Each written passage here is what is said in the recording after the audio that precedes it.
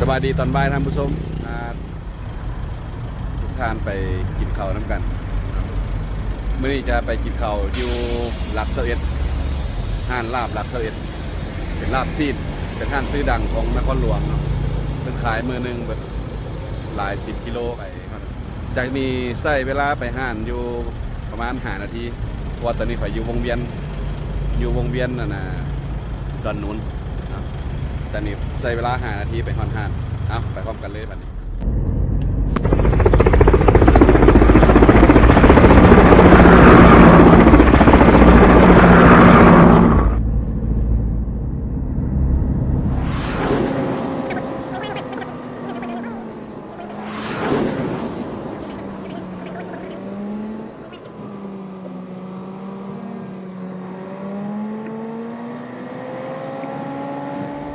ตอนนี้เขาใกล้จะฮอนห้านแล้วเนาะ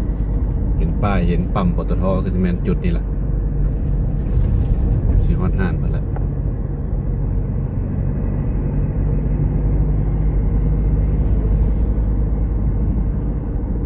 เบิ่งก่อนแล้วเพิ่นสิเปิดห้านบ่มื้อนี้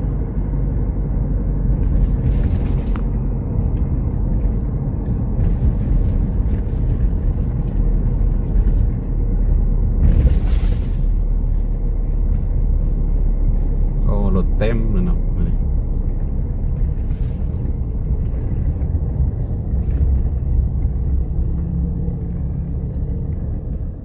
หอดห่านละคนหลายละ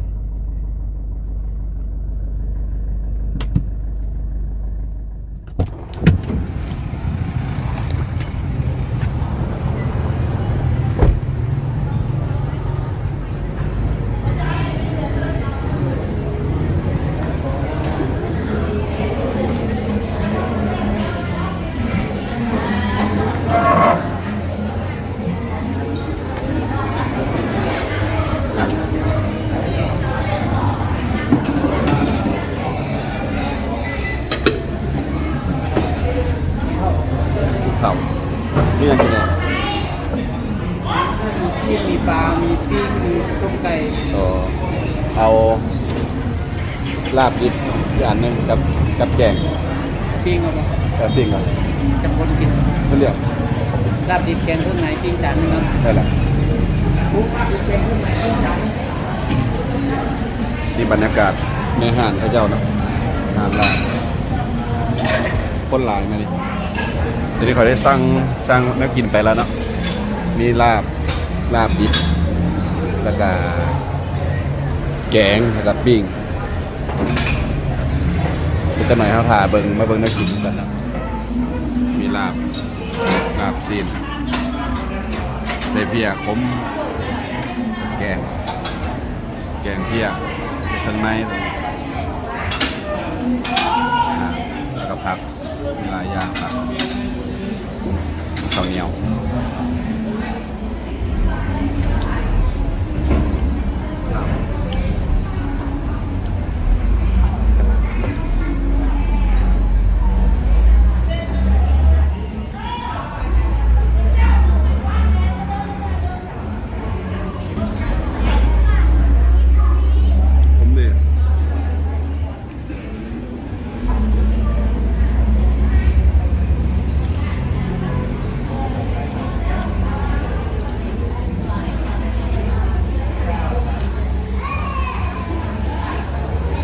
ปิ้งซีด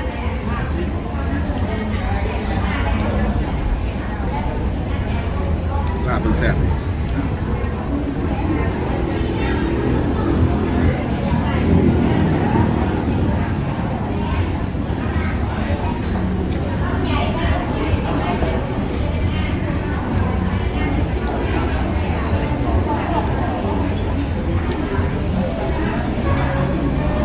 ต้มเพีย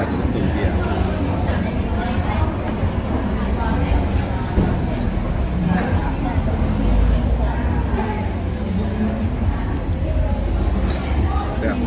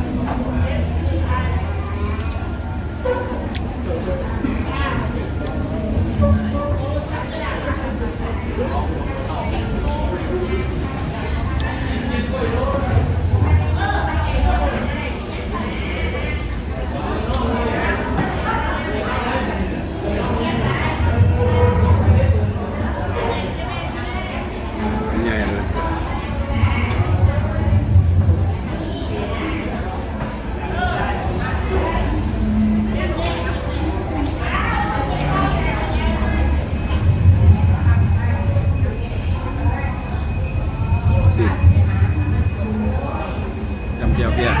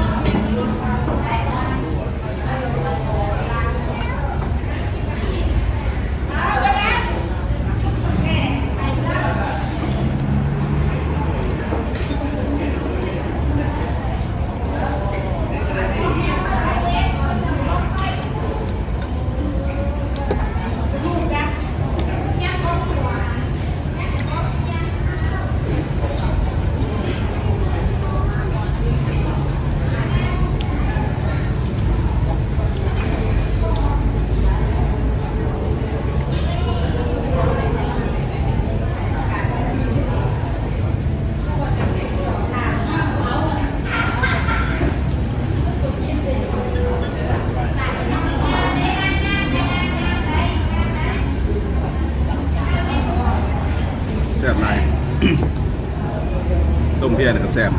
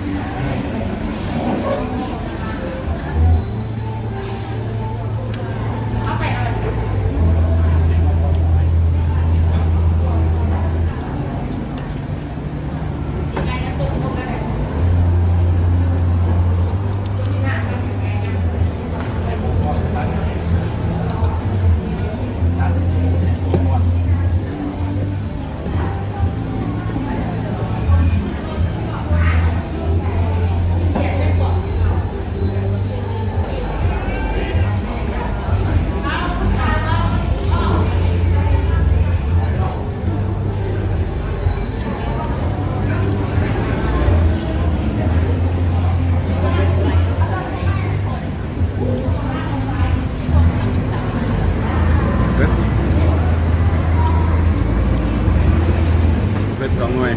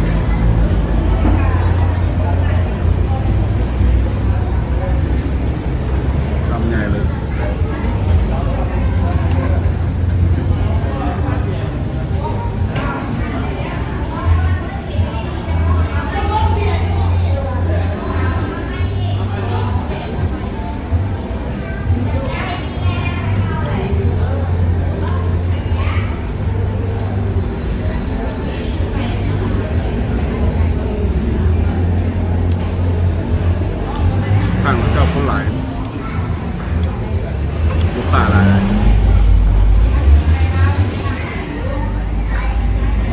เสียงไอ้บอกกูอะไรเนี่ยไก่บนทาง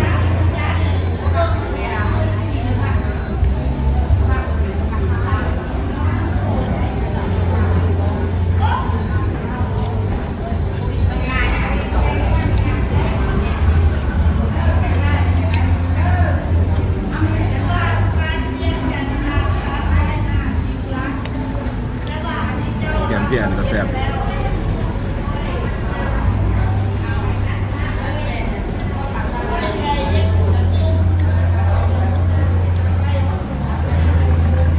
แกมเพี้ยนมีใส่มีม่าม